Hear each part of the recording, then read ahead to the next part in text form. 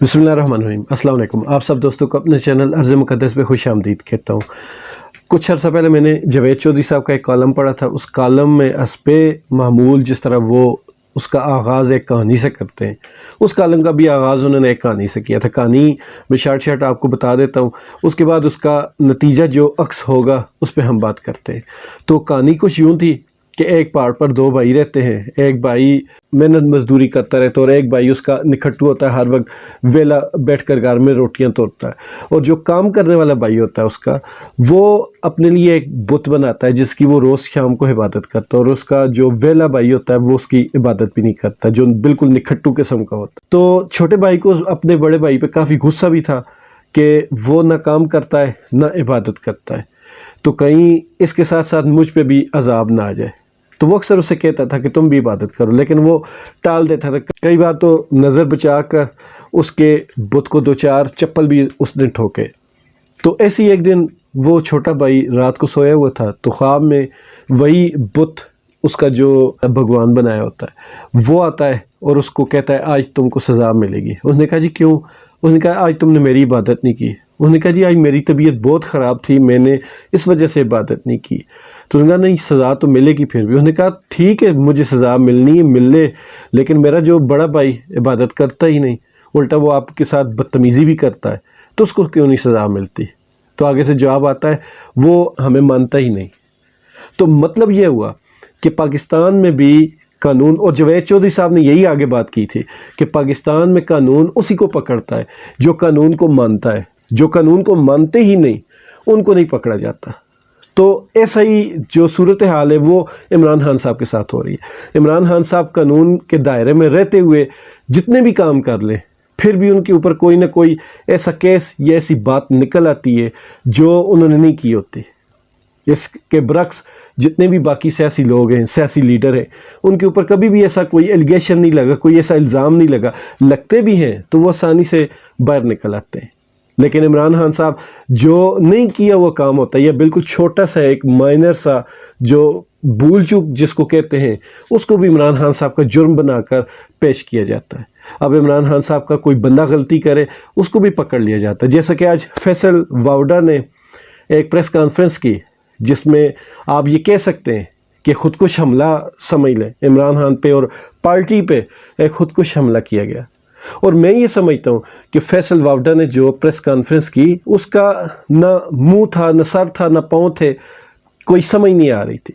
लेकिन एक चीज़ जो बिल्कुल वाज़ेह समझ आ रही थी वो ये थी, और सब इस पे मुत्तफ़िक हैं, वो चीज़ ये थी कि इस कॉन्फ्रेंस के होने से पहले जो नून लीग की सफ़े हैं वहाँ पर काफ़ी खुशी की लहरें दौड़ रही थी। नून लीग के जो हामी मीडिया पर्सनस हैं या इनके अपने अकाउंट्स हैं, जो मैं यहाँ स्लाइड पे चलाता भी रहूँगा, वो अकाउंट इनकी प्रेस कॉन्फ्रेंस से पहले ही खुशियाँ मना रहे थे और लोगों को कह रहे थे, पीटीआई वालों को कह रहे थे कि आज रात प्रेस कॉन्फ्रेंस में या 9 बजे आपके लिए बहुत बड़ा सरप्राइज़ आने वाला है। और गरीदा फ़रूकी और हिना परवेज़ भट्ट, सैयद तलत हुसैन साहब, इनके अलावा फैसल वावडा का अपना एक ट्वीट था। ये सारे कुल मिलाकर इनका मतलब एक ही था कि इनको प्रेस कॉन्फ्रेंस से पहले ही पता था कि क्या होने वाला है, और सबका एक ही मकसद था कि इमरान खान साहब के आज़ादी मार्च से, हकीकी आज़ादी मार्च से हवा निकल जाएगी, ठुस हो जाएगा। ये अगर इसको नून लीग या पीडीएम वाले कह रहे हैं कि ठुस होना, इसको अगर कहते हैं तो समझ लें कि ऐसा रोज़ ही मिसफायर इमरान खान साहब के लिए कर दिया करें, क्योंकि इन ही जैसे मिसफायर से इमरान खान साहब को दिन ब दिन मकबूलियत मिलती जा रही है, उनकी लोगों के दिलों में मोहब्बत बढ़ती जा रही है। तो ये आज भी जो भी हुआ ये भी मिसफायर कर गया, बल्कि इसको बैकफायर करते।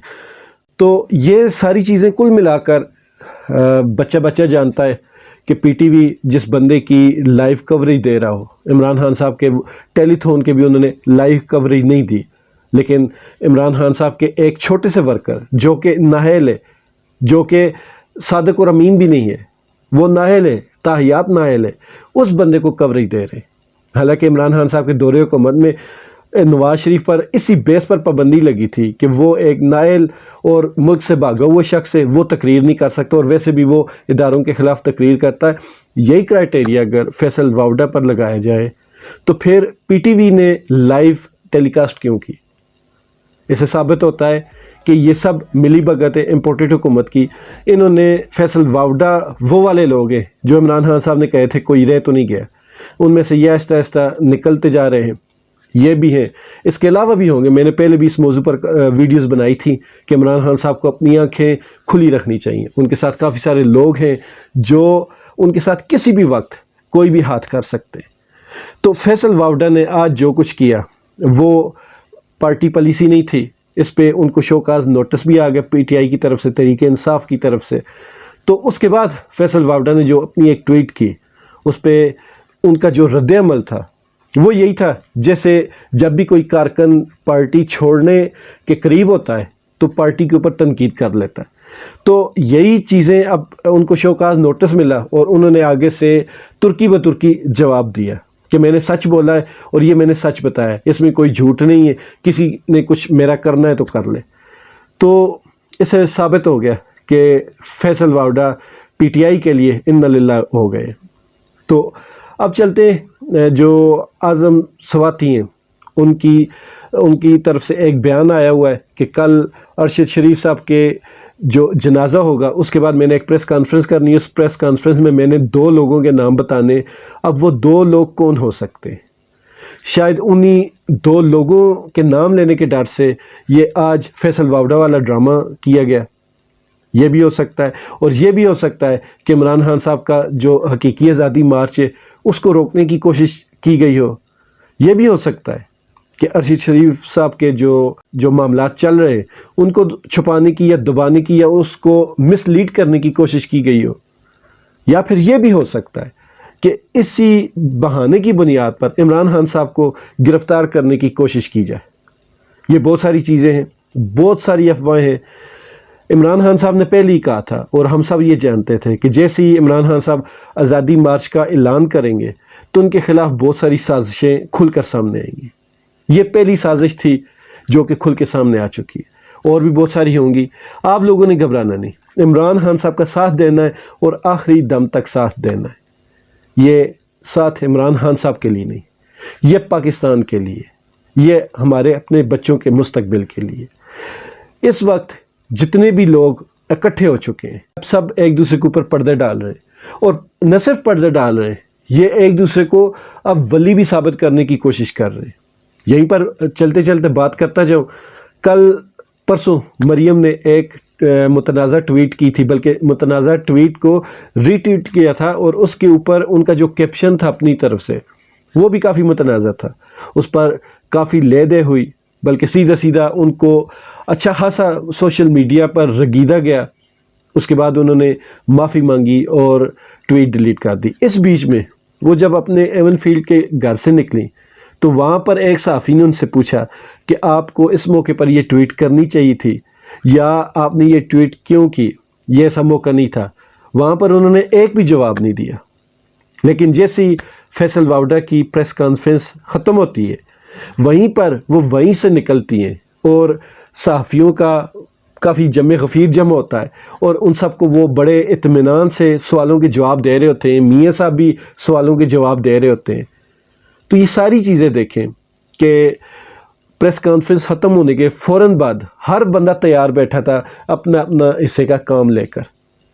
تو اس سے یہ ثابت ہوتا ہے کہ یہ عمران خان صاحب کے خلاف ایک اور سازش تھی جو کہ مس فائر کر گئی, بلکہ بیک فائر کر گئی. اور ان کی ہر سازش جو بیک فائر کرتی وہ عمران خان صاحب کو اور زیادہ مضبوط بنا دیتی ہے. کل انشاءاللہ تعالی ارشد شریف صاحب کا نماز جنازہ ہے, وہ میں ادا کرنے جاؤں گا, اور مجھے پوری امید ہے کہ پورا پاکستان کوشش کرے گا, جو قریب ہیں, جو آ سکتے ہیں وہ لوگ آئیں گے, اور دنیا دیکھے گی وہ کتنا بڑا جنازہ ہے. اور اس جنازے سے یہ ایک چیز ثابت ہو جائے گی کہ پاکستان میں لوگ ڈرتے ہیں یا نہیں ڈرتے. باقی آخر میں ایک چھوٹی سی گزارش ہے, خدا را یہ پاکستان بہت زیادہ قربانیوں سے حاصل کیا گیا. اب یہ نہ ہو کہ اس کو بچانے کے لیے پھر سے قربانیاں دینی پڑیں. جو 47 میں لوگوں نے قربانیاں دی وہ آج بھی ان کی نسلوں کے دلوں پر, سینوں پر نقش ہے. یہ بہت اذیت ناک مرحلہ ہوتا ہے.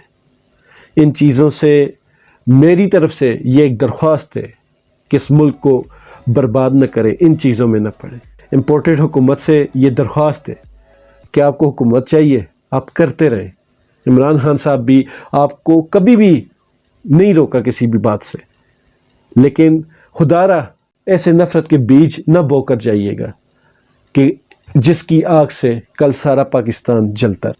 عمران خان صاحب کی جتنی بھی لائف تھی، جتنا بھی ان کا سٹرگل تھا، 26 سال کی ان کی جتنی بھی سٹرگل تھی، وہ ساری کی ساری اس چیز کی گواہ ہے کہ عمران خان صاحب نے سیاست میں آنے کے بعد کوئی بھی غیر قانونی کام نہیں کیا، کوئی بھی آئین قانون سے ہٹ کر کام نہیں کیا۔ ایون کہ وہ اب یہ لانگ مارچ کر رہے تھے، اس کو بار بار ڈیلے اسی وجہ سے کر رہے تھے کہ اس کی جتنی بھی نوک پلک تھی وہ سنوار رہے تھے کہ کس طرح لوگوں کو کنٹرول کرنا ہے۔ وہ بار بار کہہ رہے تھے میں لانگ مارچ لے کر آیا تو میں لوگوں کو کنٹرول نہیں کر پاؤں گا، کوئی بھی ایسی ویسی بات ہوئی تو، اور نہ ہی اتنا بڑا مجمع کنٹرول کیا جا سکتا ہے۔ تو جس بندے کی وہ شروع میں نے آپ کو ایک چیز بتائی تھی، جاوید چودھری صاحب والی وہ ایک کہانی سنائی تھی، اس حساب سے دیکھا جائے تو عمران خان صاحب کی ساری زندگی قانون پر، عمل درآمد پر عبارت ہے۔